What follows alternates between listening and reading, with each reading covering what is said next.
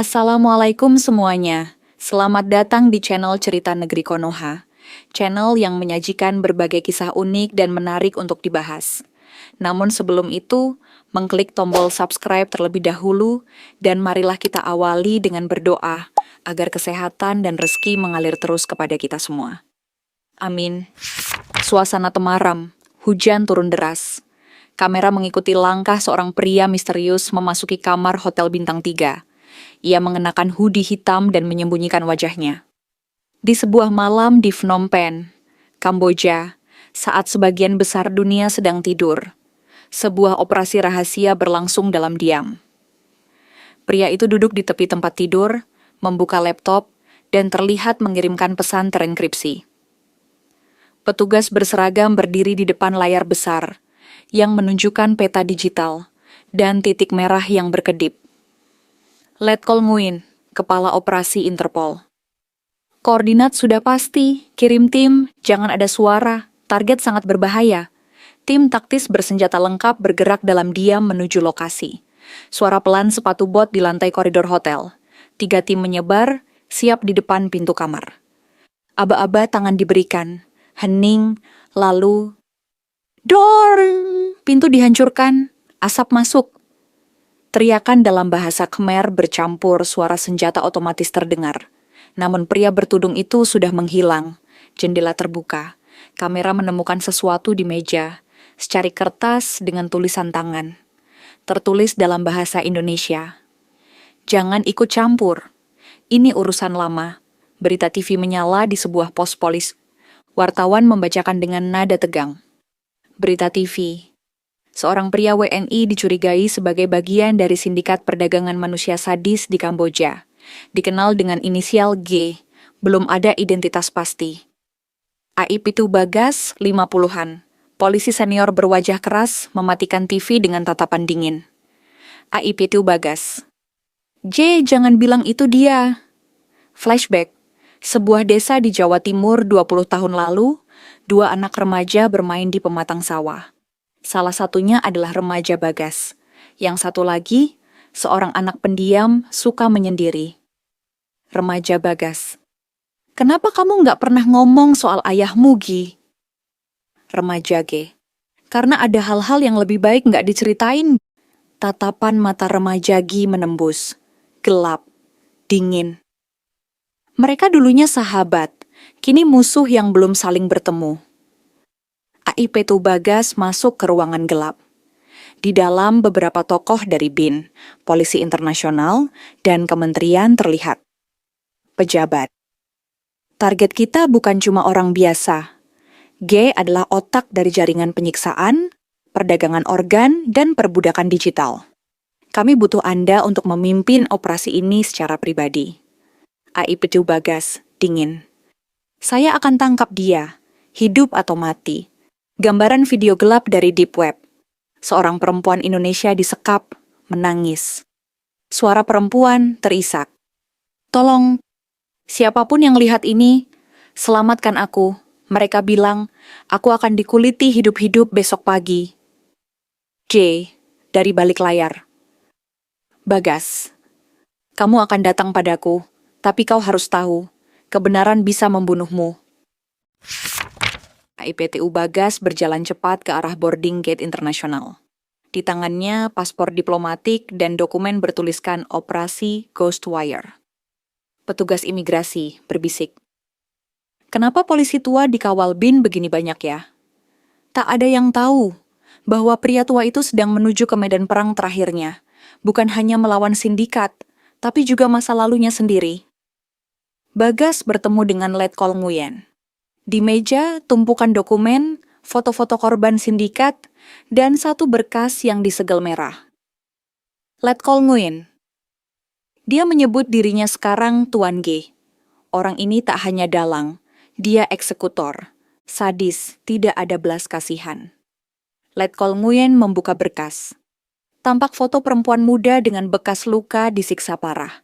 Di bawahnya tertulis, korban ke-76 Rani Wulandari WNI.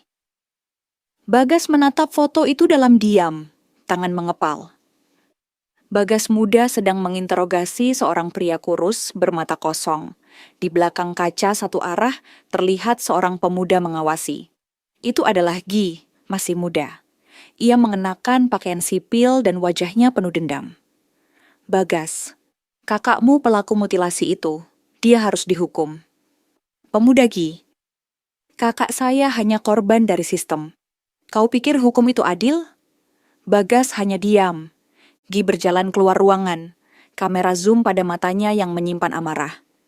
Tim gabungan Indonesia-Kamboja menggerebek pabrik tua. Mereka menemukan ruangan bawah tanah dengan sel tahanan sempit, bau busuk dan darah kering. Di satu sudut, perempuan Indonesia ditemukan masih hidup, menangis. Korban lemah. G, dia manusia atau iblis.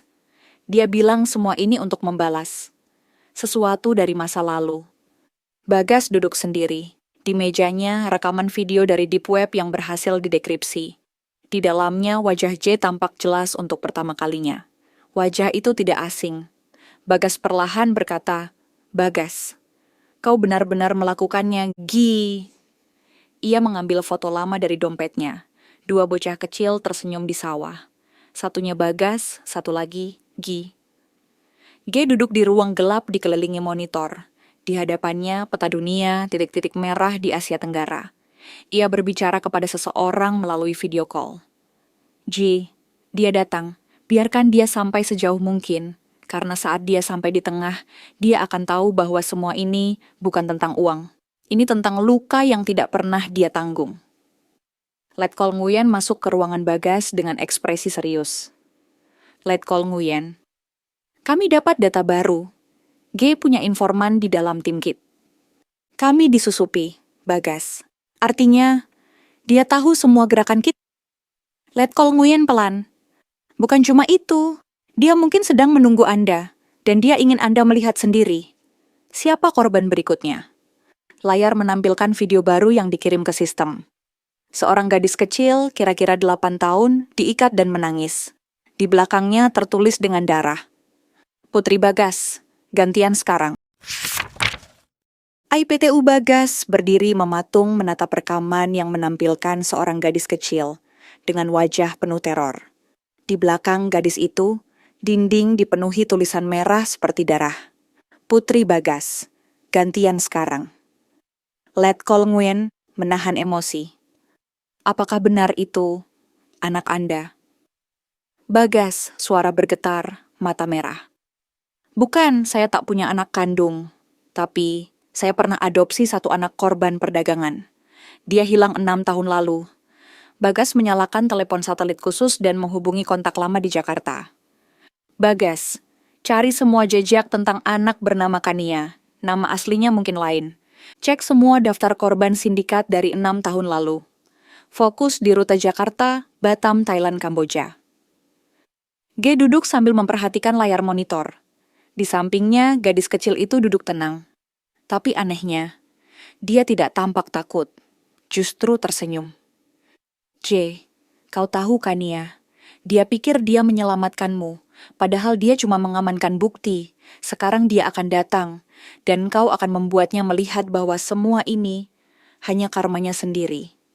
Kania, pelan, suara datar. Aku akan lakukan apa yang ayah katakan. Letkol Nguyen menerima data penyadapan internal. Ternyata ada penyusup di tim Indonesia. Orang itu adalah perwira muda bernama Ibtu Randy, bawahan Bagas sendiri. Letkol Nguyen. Dia sudah berada di sini sebelum operasi dimulai, dan dia menghilang 2 jam setelah kita tiba. Bagas murka. Dia salah satu dari mereka. Aku tahu wajah itu. Dia pernah bersama Gi saat masih muda. Dia adik tirinya. Ibtu Randy masuk ke ruangan G.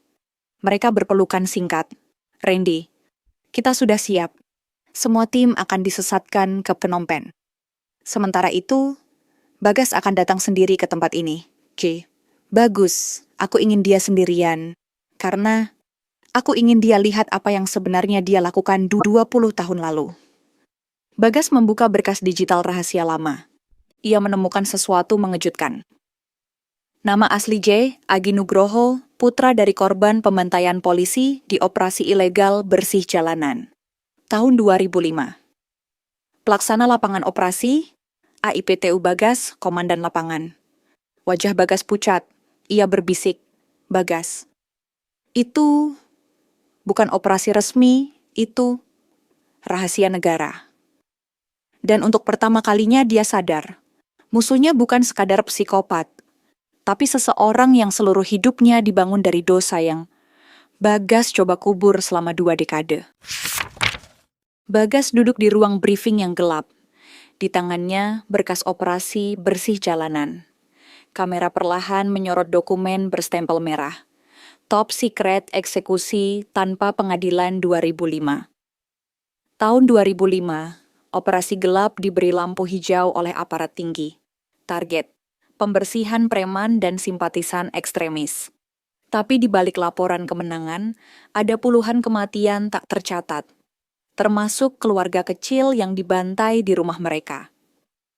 Suasana malam, unit polisi berpakaian preman menggerebek rumah kecil. Letupan senjata terdengar. Teriakan ibu-ibu. Seorang anak kecil berusia 8 tahun bersembunyi di lemari. Komandan lapangan, suara Bagas muda. Bersihkan semua, tidak ada saksi. Tembakan terakhir terdengar. Kamera perlahan zoom pada mata anak itu di balik celah lemari. Wajahnya adalah wajah kecil Gi. G berdiri di depan dinding besar berisi artikel, foto, dan dokumen investigasi tentang operasi ilegal tersebut. J, kalian sebut kami kriminal, tapi bagaimana jika kalian yang membakar rumah kami lebih dulu? Ia menunjuk layar. Di situ rekaman wajah Bagas dari 20 tahun lalu, memimpin operasi berdiri di antara tubuh-tubuh bersimbah darah. J, penuh amarah. Aku akan bikin dunia tahu siapa pahlawan sebenarnya. Dan siapa penjagal dalam seragam itu. Bagas menolak pengawalan. Ia hanya membawa pistol dan 1 flash disk kecil. Letkol Nguyen, Anda yakin? Bagas, aku tidak datang untuk menangkapnya. Aku datang untuk minta maaf, jika masih ada yang tersisa dari Agi dalam diri G. G duduk bersama Kania. Ia menyisir rambut gadis itu dengan lembut. G, sebentar lagi pria yang menghancurkan hidup kita akan duduk di hadapan kita. Tapi sebelum itu, kamu harus tahu satu hal. Kania, ya ayah. G, aku bukan ayah kandungmu. Ayahmu dibunuh juga dalam operasi itu. Sama seperti orang tuaku. Kita semua dibentuk dari luka. Tapi hari ini, luka itu akan dibayar. Kania terdiam, matanya mulai berkaca-kaca. Malam tiba, hujan deras mengguyur. Bagas masuk ke dalam gudang tua. G berdiri menunggu. Di belakangnya, Kania berdiri di samping meja dengan alat rekam live streaming. Bagas, kamu bisa habisi aku, Gi, tapi jangan seret anak-anak ke dalam dendammu. G, anak-anak kami sudah lebih dulu diseret olehmu. Kania tidak perlu jadi korban. Dia akan jadi saksi. Bagas, suara berat. Kalau kau mau membunuhku, lakukan. Tapi jangan wariskan kebencian ini padanya. G menodongkan pistol ke kepala Bagas. Kania mulai menangis. Tiba-tiba, suara tembakan terdengar. Tapi bukan dari G. Ibtu Randy muncul dari balik bayangan dan menembak ke arah Bagas. Tetapi pelurunya dihentikan oleh Kania, ia mendorong Bagas dan peluru mengenai bahunya. Kania tersungkur, berdarah. Jangan, Cuyah. G berteriak marah. Ia menghajar Randy. Randy habis-habisan lalu menodongkan pistol ke kepalanya sendiri. Tapi Bagas berteriak, Bagas, kalau kau benar-benar ingin menebus semua, jangan tambah darah. Buktikan bahwa kamu lebih dari monster yang mereka pikirkan. Sirene polisi Kamboja terdengar di kejauhan. Di dalam gudang, Kania tergeletak, luka di bahu. Bagas mengikat kain di lukanya.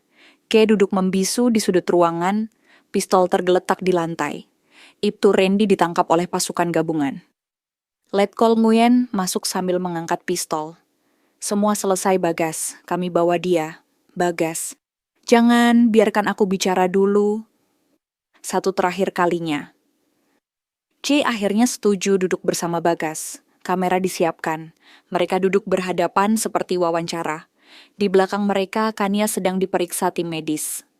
Bagas menatap kamera. Namaku AIPTU Bagas. 20 tahun lalu, aku menjalankan sebuah operasi ilegal bernama Bersih Jalanan. Dalam operasi itu, aku membunuh keluarga Gi, pria di depanku, tanpa pengadilan, tanpa bukti yang cukup, atas nama keamanan. Aku melanggar kemanusiaan. G. Datar. Aku bukan korban. Aku adalah produk dari sistem busuk. Tapi hari ini, aku ingin putuskan rantainya. Karena dendam hanya membuatku kehilangan segalanya. Bagas, jika ada keadilan, biarkan aku yang diadili lebih dulu. Biarkan dia hidup. Jangan ulangi dosaku. Live streaming itu berlangsung 11 menit. Tak ada sensor, tak ada skrip. Hanya dua pria korban dan pelaku bicara tentang luka yang diwariskan negara. Video pengakuan AIPTU Bagas meledak di media sosial. Trending hashtag Justice 4G dan /operasi gelap 2005 mengguncang publik. Presiden Indonesia menyampaikan pernyataan khusus. Presiden TV Nasional. Pemerintah akan membentuk Komisi Pengadilan Kebenaran untuk membuka kembali seluruh kasus operasi gelap masa lalu. Tak ada lagi yang boleh dikubur. J duduk di ruang tahanan. Ia membaca surat dari Kania. Ayah J, aku sekarang sekolah di tempat yang aman. Pak Bagas bilang, ini bukan tentang siapa yang benar, tapi siapa yang berani berhenti membalas. Terima kasih karena kau memilih berhenti. Upacara pemakaman sederhana. Tapi bukan untuk Bagas, melainkan untuk semua korban operasi 2005, yang baru saja diakui secara resmi. Bagas berdiri di belakang, tak berseragam. Ia kini pensiun. Di tangannya, flash disk yang dulu ia bawa. Wartawan. Pak Bagas, Anda dianggap pahlawan sekaligus pelaku. Apa Anda menyesal sudah bongkar semuanya? Bagas, pelan. Kalau harga dari satu kebenaran adalah reputasiku, itu harga yang pantas. Kania kini tumbuh menjadi remaja. Ia tinggal bersama keluarga angkat dan aktif mengadvokasi korban perdagangan manusia. Ia menulis buku berjudul Darah dan Dendam, Kisah Seorang Anak di Antara Dua Ayah. Di sel tahanan, G duduk menghadap jendela kecil. Ia menutup buku harian yang penuh coretan, lalu menatap kamera pengawas. G tersenyum samar. Dendamku selesai, tapi jangan biarkan anak lain membayar dosa yang bukan miliknya.